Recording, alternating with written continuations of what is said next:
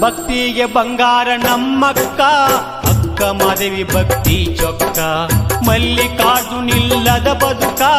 ಇದ್ದಂಗ ಅಂತಾಳ ನರಕ ಕದಳಿಯ ಬಣ್ಣದಾಗ ತಪ್ಪಗೈದು